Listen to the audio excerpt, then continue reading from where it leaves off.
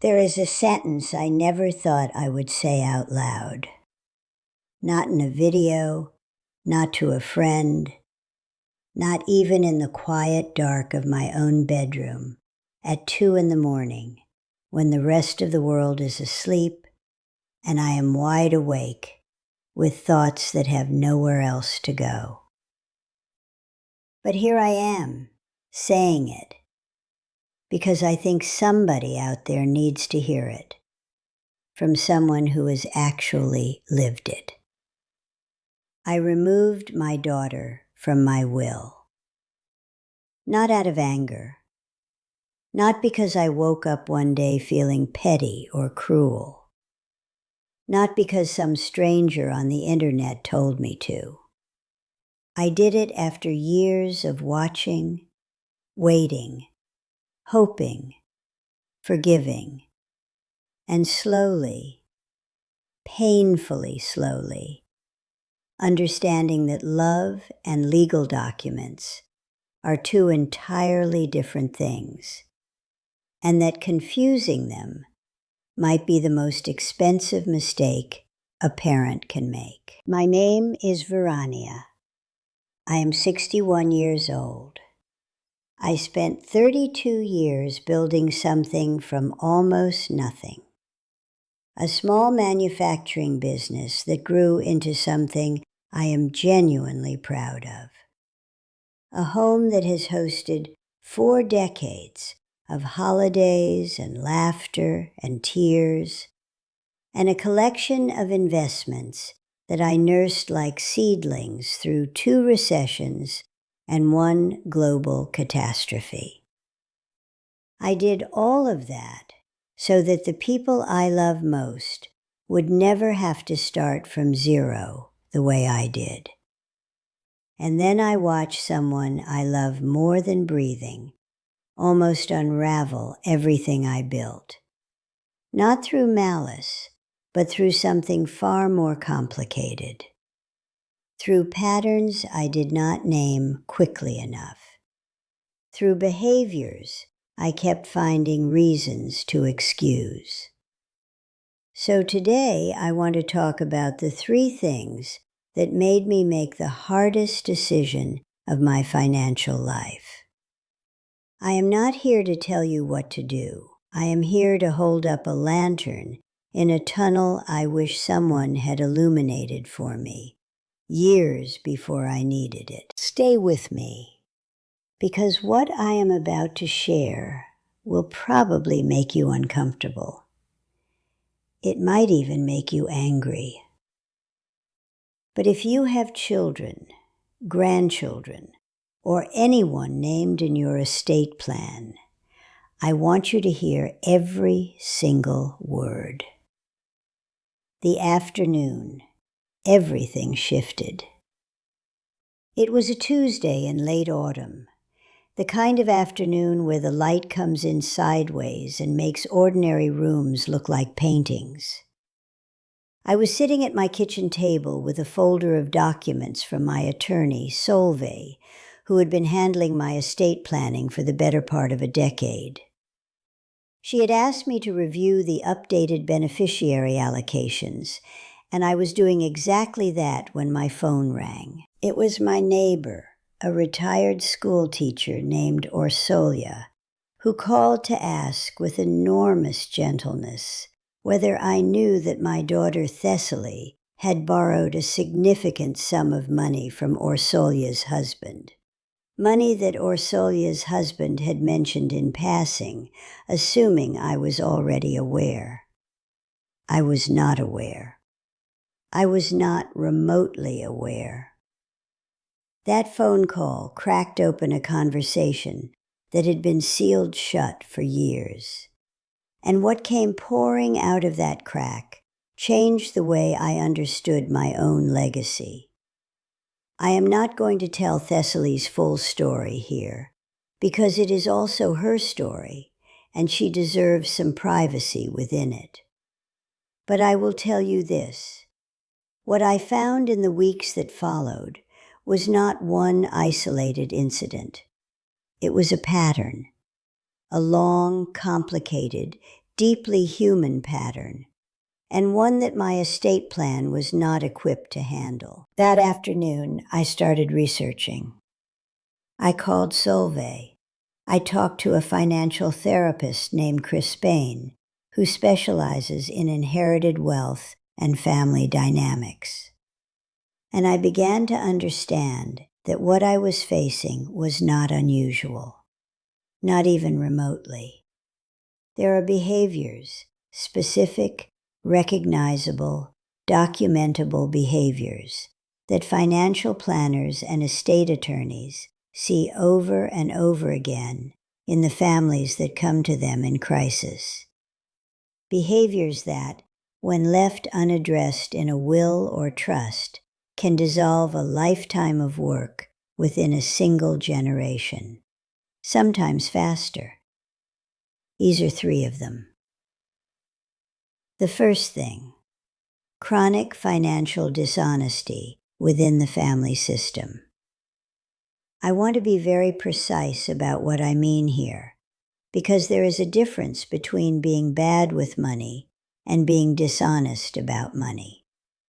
One is a skill deficit.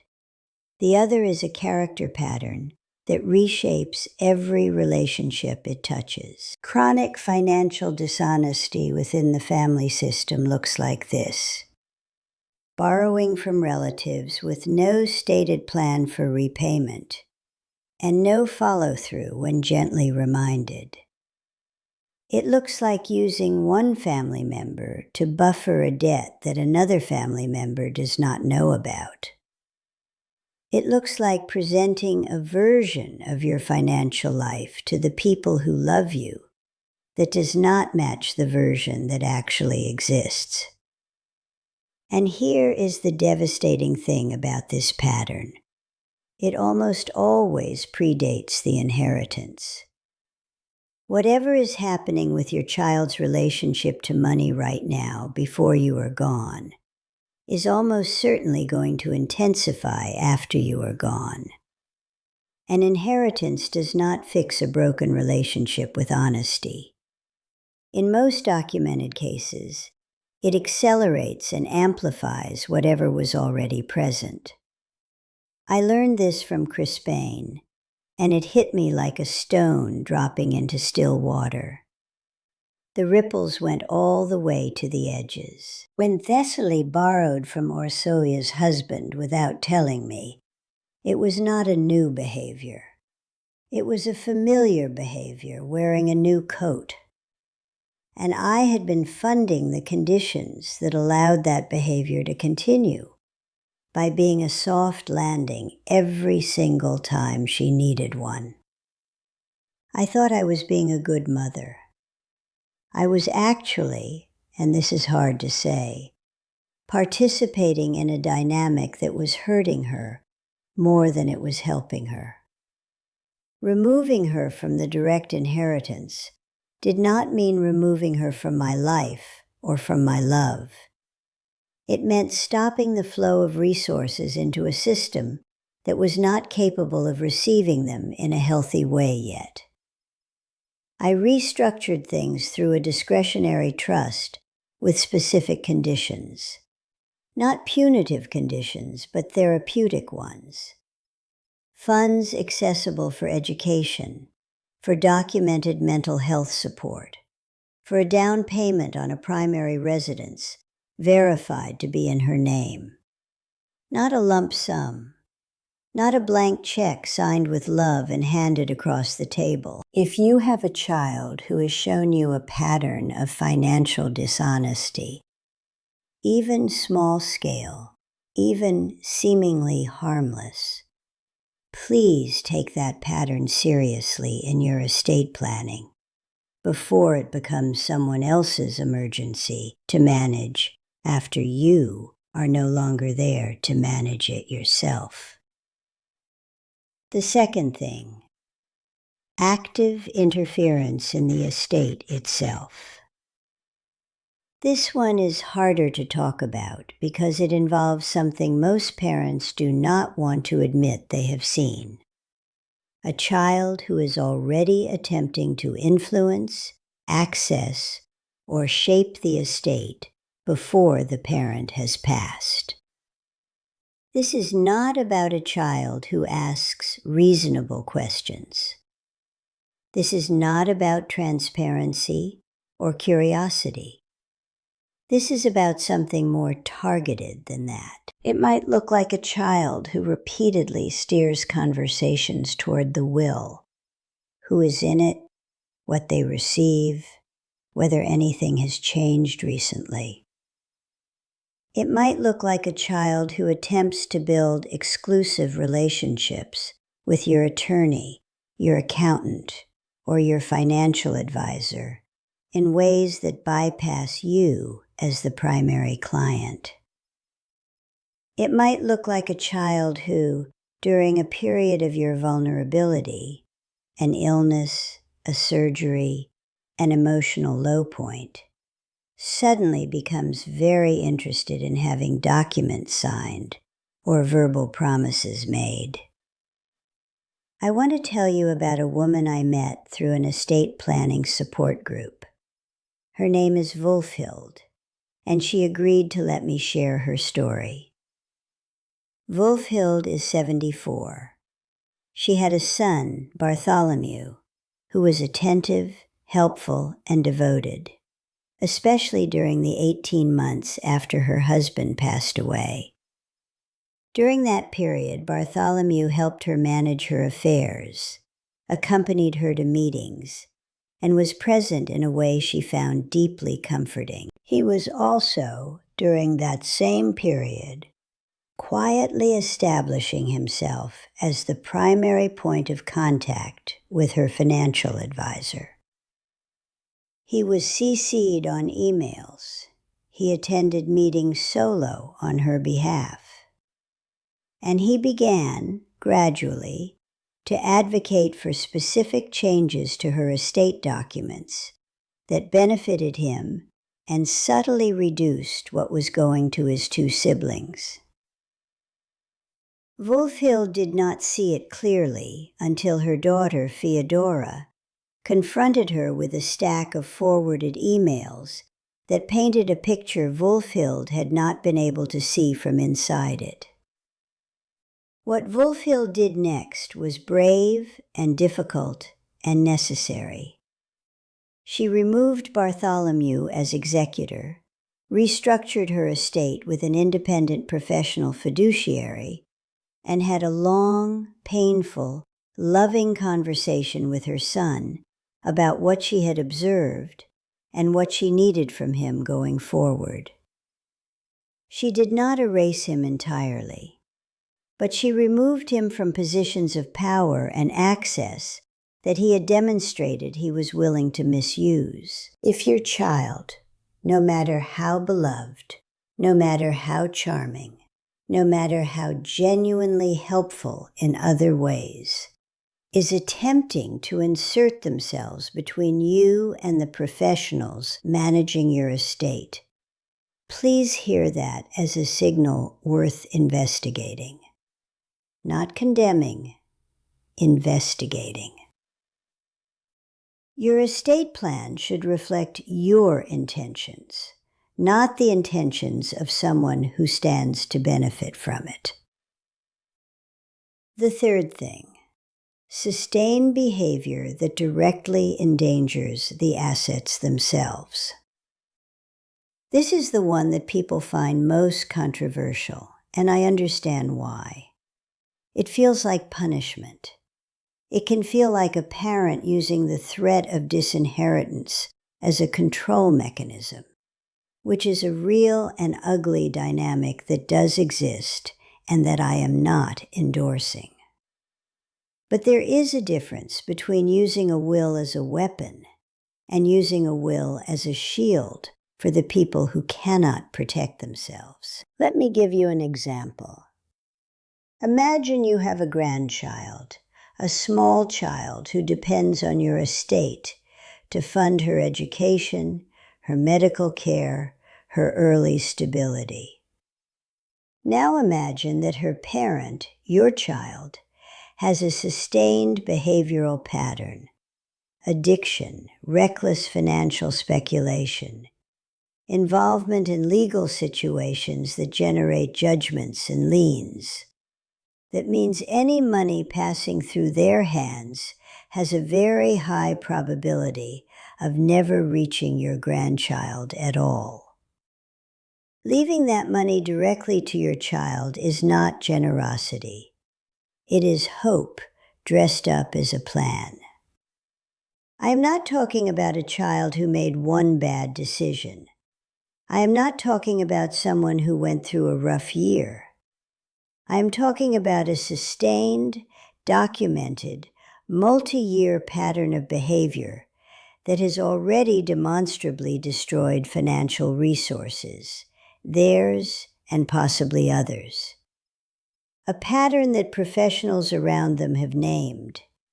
A pattern that the person themselves may acknowledge exists. In those circumstances, a responsible estate plan does not simply pass assets directly into that pattern and hope for a different outcome. It protects the assets in trust, appoints an independent trustee, names the ultimate beneficiaries, the grandchildren, the charitable causes, the secondary heirs, and builds in conditions and timelines that allow for the possibility of change without gambling the entire inheritance on it. This is not about loving your child less. This is about loving everyone in the picture, including your child, with enough clarity to see the whole picture, not just the part of it that is standing in front of you, asking you to trust them one more time.